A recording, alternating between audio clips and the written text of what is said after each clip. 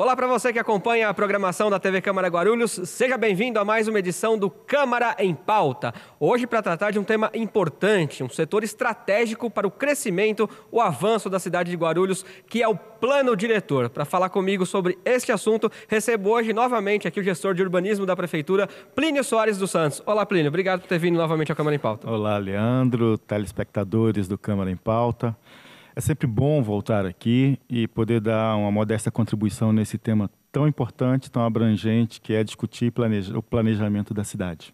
E você sabe, você pode participar do Câmara em Pauta. Aproveite que o Câmara em Pauta está na internet, está na TV por assinatura. Mande o seu e-mail para a gente, câmaraempauta@câmaraguarulhos.sp.gov.br. Mande sua sugestão de tema que gostaria de ver tratado aqui, suas perguntas, seus elogios, suas críticas, enfim. O programa é voltado para você, morador da cidade de Guarulhos. Plínio, então vamos explicar um pouquinho para as pessoas o que seria o plano diretor. Afinal de contas, é um termo quase que explicativo, porém é um termo técnico que abrange mais conceitos. O que é exatamente o plano diretor?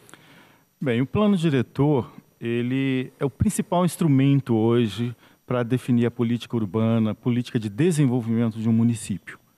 Então, ele contribui, entre outras coisas, para definir os principais eixos estratégicos para onde o município vai crescer, como ele deve crescer, e aí ele é desenhado dentro de um cenário de tempo, de cerca de 10 anos, e isso nos permite, nós, sociedade civil organizada, poder público, enfim, os atores que produzem a cidade, que vivem na cidade, pensar a cidade de forma a construir consensos sobre os rumos que devemos tomar sobre o futuro da nossa cidade. Quer dizer, uma espécie de guia, um orientador de como é que a cidade deve se comportar, é isso? Exatamente. Em linhas gerais, o plano diretor, ele é a referência. E, nesse sentido, ele traz no seu bojo o que a gente chama dos objetivos estratégicos a alcançar. Então, a gente definimos em consenso, no jogo democrático, esses rumos, definimos as estratégias e os meios para poder alcançar esses objetivos. E, por fim, o plano, para não ficar só no campo das abstrações, dos desejos e dos sonhos, por fim, ele garante ou ele incorpora instrumentos, mecanismos para que possamos viabilizar aquelas metas, projetos, aqueles desejos dentro dos prazos determinados. Agora, qual seria o prazo de validade de um plano diretor? Porque algumas pessoas questionaram, dizendo que o último plano diretor de Guarulhos era de 2004 e deveria ter sido revisado em 2008, Seria uma gestão nova, e não foi revisado e agora só que se fez a revisão dele. Qual seria o prazo ideal, então, para que se renovasse o plano diretor ano a ano? Normalmente, quando a gente fala de planejamento, a gente fala sempre de um recorte temporal médio de cerca de 10 anos. E aí, o Estatuto da Cidade, ele recomenda que os planos diretores sejam desenhados, sejam planejados para cerca de 10 anos. Só que 10 anos, quando a gente fala do planejamento da cidade, é um tempo relativamente longo. Então, você precisa não só planejar, mas você precisa avaliar, você precisa monitorar esse plano para fazer os ajustes necessários de acordo com a dinâmica de crescimento urbana da cidade. Então, é previsto, a nossa lei orgânica, ela prevê que regularmente esse plano possa ser revisitado, revisto, para que ele possa ser, então, ajustado ao contexto atual. Agora, o plano diretor, ele é um plano geral ou existe um plano para cada secretaria de governo, um plano que trata de determinados assuntos para cada secretaria? O nosso plano em especial, ele se propôs, muito embora ele tenha um foco na discussão do desenvolvimento urbano, é importante entender esse conceito de desenvolvimento urbano. Não é só o crescimento urbano, quer dizer, o crescimento físico. O desenvolvimento é o crescimento com qualidade de vida, desenvolvimento sustentável. Essa é a nossa busca. Nesse sentido, o nosso plano ele foi desenhado alicerçado em 3 grandes eixos. O primeiro eixo, que é o eixo que está diretamente relacionado ao desenvolvimento urbano e ambiental.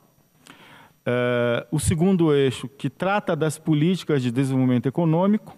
E, por fim, o eixo que trata das políticas de desenvolvimento social. Então, ele trabalha conjugando essas 3 grandes políticas. Essas seriam as principais metas, dá para dizer assim? As principais metas não, os principais tópicos a serem tratados por esse plano diretor atual, é isso? Sim, ele dentro de cada capítulo, de cada eixo desse, o que nós procuramos é definir as diretrizes que vão alicerçar essas políticas. E aí é importante dizer que, nesse sentido, Leandro, o coroamento do plano, entre outras coisas, se dá pela recomendação para a elaboração dos planos setoriais. Então, dentro do plano diretor, eu costumo dizer que é uma lei de Estado, porque depois da lei orgânica, que é a Carta Magna Municipal, o plano diretor ele é o grande marco regulatório, digamos assim, para estabelecer essas diretrizes nessas principais políticas que tratam hoje da política urbana e tratam da cidade. Então, ele conclui recomendando que possam ser elaborados os planos setoriais, seja na área de segurança pública, na área de mobilidade urbana, de habitação, de assistência social, porque esses planos elaborados e articulados entre si, e aí está o grande diferencial, né, do plano diretor nesse contexto, porque o grande desafio, o papel prioritário do plano é articular essas políticas através dos seus planos setoriais, evitando que cada secretaria pense ou atue desarticuladamente. Então, ele propõe, na sua conclusão, a criação de um grande sistema de planejamento e de monitoramento dessas ações. Isso vai ajudar os governos, porque o plano diretor não é um plano do governo atual, ele é um plano de Estado, ele é um plano de médio e longo prazo. Então, isso vai ajudar os gestores municipais a tê-lo como referência para a definição das suas políticas públicas. E integra, né? Promove a integração de todas as secretarias para que a cidade cresça de maneira harmônica. Esse atual plano ele já está completo, ele já está totalmente definido e escrito, porque depois que estiver completo tem que vir aqui para a Câmara, né? Para a casa votar, se eu não me engano, né? Então, o processo de revisão nosso, ele deu início no início do ano passado, mais ou menos, e nós começamos, como não poderia deixar de ser, desenvolvendo um grande levantamento, uma leitura da cidade, que a gente chama, né? Um diagnóstico da situação atual da cidade. Passou um scanner na cidade. Exato, né? Essa radiografia para entender o que está acontecendo na cidade. Vale lembrar que nós estamos falando de um plano diretor que foi pensado, né, inicialmente em 2001, 2002, e cujos diagnósticos, na época, foram feitos em cima de uma base do censo de 2000 e de estudos de 2001 e 2002. Portanto, dentro de uma realidade muito distinta de 10 anos atrás. Né? Nós estamos falando de 10 anos atrás. E foi aprovado em 2004, mas ele foi construído em cima desses estudos de 2002 e 2003. Então, o que nós estamos fazendo agora é fazer uma releitura, né? Entender a cidade atual, nesse contexto atual, e mais que isso, construir cenários, né? Porque nós estamos pensando um instrumento que vai ajudar a administrar, a pensar a cidade nos próximos 10 anos. Então, eu preciso começar a construir cenários para imaginar que cidade é essa. Mais que isso, né? Pensar também que cidade nós queremos. Então, ano passado, nós iniciamos toda uma fase de estudos muito interessante. Fizemos vários encontros setoriais com os mais diversos segmentos da sociedade civil organizada. Tivemos oportunidade de realizar oficinas de trabalho, porque às vezes não basta você fazer grandes plenárias, grandes encontros. Eles podem ser importantes para um determinado fim, mas as oficinas elas garantem produtos, às vezes, muito mais consistentes. Se nós conseguimos realizar oficinas importantes com os segmentos de empresários, com os conselhos populares, com os engenheiros e arquitetos da cidade, com os movimentos ambientalistas, com as lideranças. Quer dizer, foi um plano construído de modo plural, então, conversando com outros setores da sociedade também. Exato. Então, o resultado dessas oficinas tem nos ajudado a formatar esses documentos, esses elementos, até para que a prefeitura possa construir as suas propostas, né? E o que nós temos na agenda nesse momento, agora para o segundo semestre, é a divulgação ampla desse material, é abrir um amplo debate aí com grandes audiências públicas, se precisar voltar a fazer outras oficinas, para tornar esse processo absolutamente democrático, né, e construído coletivamente, né? Esse é um dos grandes desafios que estão colocados. Então, nós temos na agenda para o segundo semestre uma série de encontros para poder avançar nessas metas que estão elencadas. Agora, não sei se você teve total acesso ao plano diretor anterior, né, esse de 2004, mas queria que você passasse o que continha naquele plano para ver o que conseguiu ser atingido nesse período em Guarulhos e o que o diagnóstico deste plano atual constatou para a cidade, já que você disse que traçou um raio-x aí. É muito interessante. Eu trabalho com planejamento já há quase 30 anos e tive a oportunidade de trabalhar com várias cidades aqui no interior do Brasil. E Guarulhos, nos últimos 10 anos, ela tem passado por um processo de transformação profunda, não é? É bem verdade que isso não é privilégio da nossa cidade, né, especialmente na região metropolitana, mas quando você compara o crescimento, o desenvolvimento da cidade, a gente observa alguns diferenciais que são marcantes. E aí é importante ilustrar, por exemplo, né, a nossa população. Nós tínhamos uma cidade que na década de 50 tinha pouco mais de 35 mil habitantes e hoje, né, nós estamos chegando a 1.300.000 habitantes. Portanto, nós estamos falando de um crescimento. Quando você compara esse gráfico com qualquer outra cidade da região metropolitana, o gráfico de Guarulhos é quase na vertical, né? É impressionante. E, sobretudo, nos últimos 20, 30 anos. Agora, é um crescimento que tem se dado aos saltos. Ele, na verdade, né, nunca existiu um processo de planejamento, a cultura do planejamento. Ele tem se dado assim, abriu na década de 50 a rodovia Presidente Dutra. Aí você induziu a ocupação de determinado setor, de determinado vetor. Depois abriu a Fernão Dias, né? Depois veio, digamos, o aeroporto na década de 80. Com o aeroporto, o entorno dele passou a ter um determinado claro, vocação, né? E assim por diante. Outro dado interessante, por exemplo, está no número de veículos, né? Você pega em 2000, a nossa Guarulhos, digo 2000... Na frota, né? Na frota de veículos de 2000, nós tínhamos pouco mais de 200 mil, 210, 211 mil veículos emplacados em Guarulhos. Hoje nós temos aproximadamente 500 mil veículos, 490 mil veículos emplacados em Guarulhos. É óbvio que eu não estou falando aí dos veículos dos moradores de Guarulhos que emplacam em São Paulo. Então nós estamos falando de transformações que nós precisamos entender essas transformações. E não é só também o crescimento físico territorial ou da população, ou melhor, da quantidade. Nós temos mudanças no padrão dessa construção, mudanças no padrão do desenvolvimento econômico.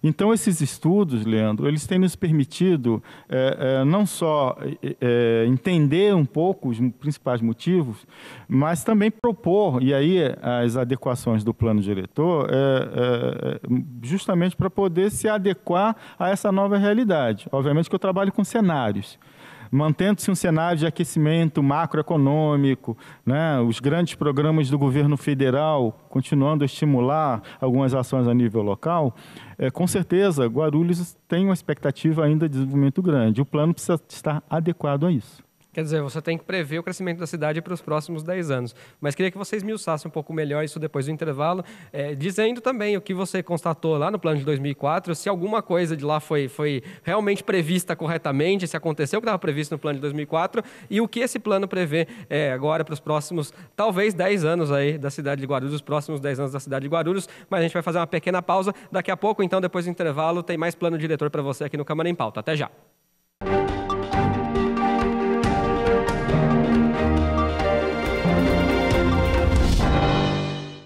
Guarulhos tem 34 vereadores que formam a Câmara Municipal.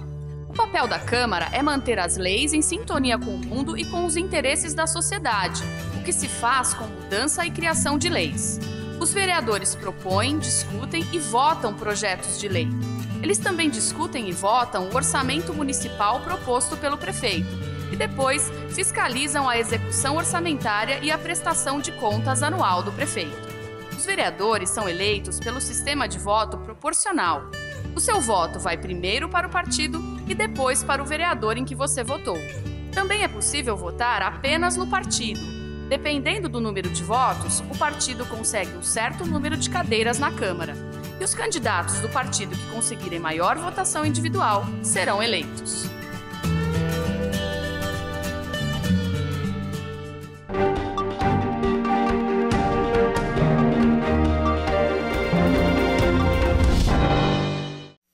Câmara em Pauta de volta, hoje falando sobre plano diretor e recebendo aqui novamente o gestor de urbanismo da Prefeitura, Plínio Soares dos Santos. Plínio, então, antes de irmos para o intervalo, eu perguntei para você, questionei, pedi para que você fizesse um paralelo, traçasse um paralelo entre o plano antigo de 2004 e o plano atual. O que de 2004 estava previsto e que se concretizou na cidade de Guarulhos? E quais as direções que este plano estão realmente dando para a cidade? Tá. Leandro, antes de responder, é importante entender o contexto do plano 2004. Claro. Né? É sempre bom lembrar que ele é um resultado concreto de uma ação que vinha desde a década de 80, dos grandes movimentos populares que pregavam a reforma urbana, entre outras grandes mudanças, e que culminou com a Constituição de 88. E aí nós conseguimos incorporar na Constituição importantes elementos relacionados à política urbana. Sobretudo quando se fala da função social da cidade, da propriedade, quando se fala da gestão democrática no planejamento e na gestão, enfim. E ali na Constituição se garantiu que as cidades, né, com mais de 20 mil habitantes, entre outros critérios, mas que essas cidades pudessem estar elaborando ou devessem elaborar os seus planos diretores. No entanto, não bastava a Constituição determinar isso, né? Precisava se regulamentar como elaborar esses planos e tal. E aí, somente em 2001, depois de uma série de intensos movimentos também, é que se aprovou o que nós chamamos, né, popularmente de Estatuto da Cidade. Então, o Estatuto da Cidade, ele veio dar um efeito prático às diretrizes estabelecidas na Constituição, definindo critérios, definindo instrumentos, regulando de forma mais efetiva o que seriam, então, esses planos diretores. E aí, isso aconteceu em 2001 e ele estabeleceu alguns prazos para que os municípios pudessem elaborar os seus planos. Então, quando nós falamos do plano diretor de Guarulhos, que foi aprovado em 2004, nós estamos falando praticamente de um novo plano diretor. Nós tínhamos um plano diretor da década de 70, que foi desenhado dentro daquele pacote de planos diretores do modelo centralizador da ditadura, feitos por engenheiros e arquitetos sentados em pranchetas, que faziam em escala e vendiam os planos para as prefeituras sem nenhuma participação popular. Então, nós estamos falando de um novo plano diretor, com nova base conceitual. Então, esse plano diretor de 2004, nós incorporamos nesse plano diretor uma série de elementos que foram renovadores, que foram transformadores, primeiro de pensar a cidade. E aí, nesse sentido, é importante também lembrar que, com o Estatuto da Cidade, foi criado o Ministério das Cidades. E o Ministério da Cidade passou a dar esse suporte aos municípios, não só na capacitação, na orientação, na criação dos conselhos, né? O governo federal, então, criou o Conselho das Cidades, e aí daí surgiram as conferências das cidades, enfim. Então, foi nesse contexto que nós fizemos a nossa primeira conferência das cidades, em 2003, e a partir da primeira conferência ampla, já realizada na região dos Pimentos, que balizamos o nosso plano. Então, eu diria que os principais destaques do nosso plano, naquele contexto, foi, entre outras coisas, entender a cidade real e lidar com essa cidade. Sair um pouco do campo da utopia, desse desenho da cidade legal, da cidade perfeita. Sair só da teoria e mais a prática. Exato. Né? Né? E quando mais realista. Exatamente. E aí entra em cena o aspecto, esse conceito da função social da cidade, da propriedade, porque, nesse sentido, o grande desafio que estava colocado é pensar como é que você provoca uma justa distribuição dos benefícios que a cidade produz. Né? Como é que você equilibra essa cidade? Então, eu diria que um dos grandes avanços do Plano Diretor 2004 foi reconhecer que Guarulhos não era só o centro expandido e que os benefícios, sejam eles de infraestrutura ou de qualquer outra natureza, não deveriam estar só localizados aqui. Então, passamos a investir, óbvio que estava articulado com programas de governo, claro, mas uma ação que hoje pode parecer pequena, mas que na época foi importantíssima, que foi a ampliação, a renovação, a requalificação do trevo de Bom Sucesso. Né? Quem mora em Guarulhos há mais de 10 anos sabe do que eu estou falando. Você tinha um acesso... Que coincidentemente agora deve ter voltado ao plano diretor, né? Porque já afogou esse trevo. Exatamente, a vida útil dele, né? Tá ali, o prazo de validade. Mas naquele momento foi indispensável e ele viabilizou uma série de outros, induziu uma série de outros investimentos. Né? Então, assim, o governo passou a investir maciçamente na periferia, não só em infraestrutura, mas em equipamentos públicos, comunitários, e isso era uma orientação do plano diretor, né? Ele chamava atenção para a necessidade de se focar nisso. Outro aspecto importante que a gente reconhece na ação do plano diretor, criação de alguns instrumentos importantes para viabilizar algumas ações e diretrizes de governo. Nós criamos o Conselho de Desenvolvimento Urbano, que tem sido um parceiro importante, que traz um outro olhar nessa dinâmica de uso e ocupação do solo. Quer dizer, a criação de organismos que ajudassem a desenvolver determinadas áreas, é isso? Exatamente. Né? Então, outra questão que é sempre bom destacar está relacionada a pensar a cidade de forma diversificada. Nós tínhamos uma legislação, e aí é importante também esclarecer ao telespectador. Quando a gente fala de plano diretor, nós estamos falando de um conjunto de marcos regulatórios a nível local que tratam do uso e ocupação do solo. Então, eu estou falando do plano diretor... Que é uma questão importantíssima. Né, que é essa lei maior a nível local, mas estou falando da lei de zoneamento, né, que é a lei de uso e ocupação do solo, eu estou falando do Código de Obras, posso falar do Código de Posturas. Então, eu estou falando de uma série de legislações que trabalham de forma articulada para ajudar a organizar o território, disciplinar o território. Então, um dos avanços do Plano Diretor 2004 foi permitir que nós pudéssemos revisar essas outras leis. Né? Então, em 2007, nós aprovamos uma nova lei de zoneamento, que já passou a reconhecer a cidade real como uma cidade de uso misto, diversificado. A lei de zoneamento, aprovada em 96 e 97, era uma lei que separava drasticamente os usos. Ela dizia, aqui é só habitação, aqui é só comércio, aqui é só indústria. Né? E o novo plano diretor, reconhecendo essa cidade que é real, começou a admitir, a tolerar esses usos mistos. Então, eu diria que um dos avanços importantes foi esse. Outro grande avanço foi construir as macrozonas e definir as diretrizes de ocupação e de desenvolvimento dessas macrozonas. Então, reconhecer que o eixo da Dutra, de cidade satélite Cumbica e do aeroporto, são macrozonas de desenvolvimento econômico e, a partir daí, definir diretrizes e mecanismos para viabilizar isso. Identificar a região de Bom Sucesso e Pimentas como regiões como uma macrozona que está em desenvolvimento, mas que carece de fato de infraestrutura. Então, pensar diretrizes para viabilizar isso. Então, eu acho que foi um avanço muito importante nesse sentido. E hoje, essas diretrizes para desenvolver, por exemplo, você citou aí Pimentas, Bom Sucesso, que ainda são regiões em desenvolvimento.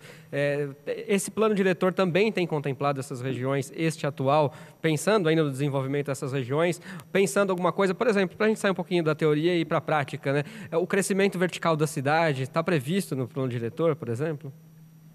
Eu acho que essa pergunta é muito importante, né? Porque hoje você vai no bar, na esquina, toma um cafezinho E a primeira reclamação, sobretudo aqui na região do centro, é: poxa, não dá mais para andar para Guarulhos, eu não consigo sair de casa aqui para o trabalho. A tal da mobilidade urbana, né? Exatamente. Hoje é a imobilidade urbana que se tem, não tem mobilidade, tem imobilidade.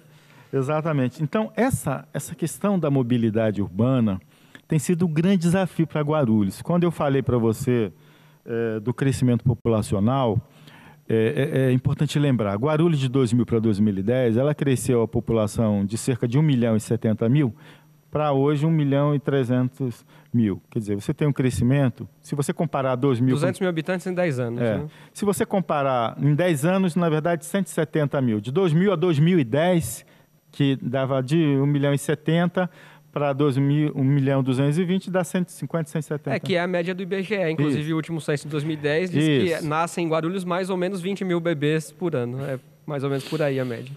Então, o que acontece?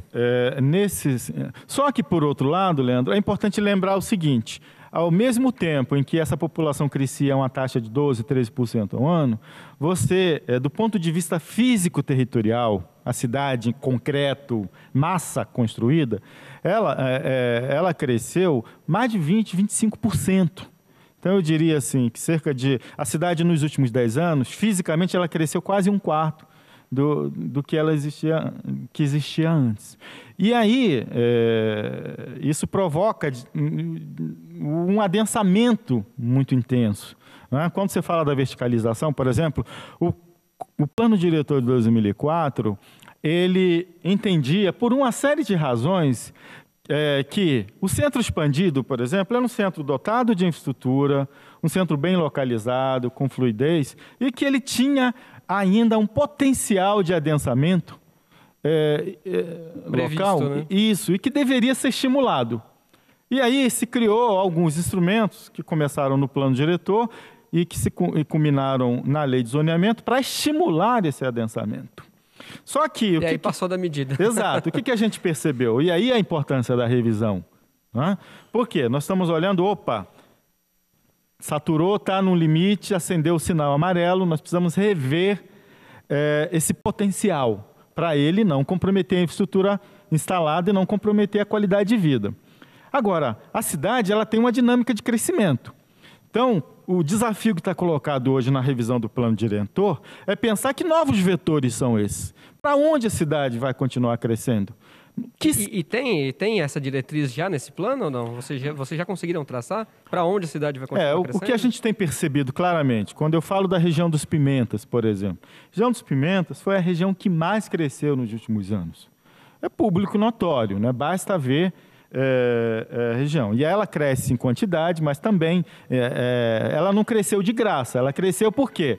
O governo passou a levar para a periferia uma série de investimentos importantes. Levou o trevo, levou o hospital, levou a universidade, levou o CEL, que hoje é uma referência na nossa cidade, CEL Pimentas, entre outros equipamentos. O comércio ir para lá também, né? E com isso foi o shopping, né? Com isso foi uma série de outros condomínios, o programa Minha Casa Minha Vida.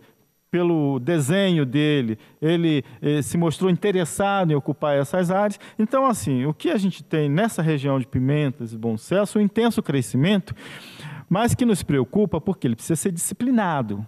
Né? Nós precisamos estabelecer regras mais precisas para que não aconteça ali problemas graves de travar aquela região. Então, aí entra em cena a discussão sobre a mobilidade urbana.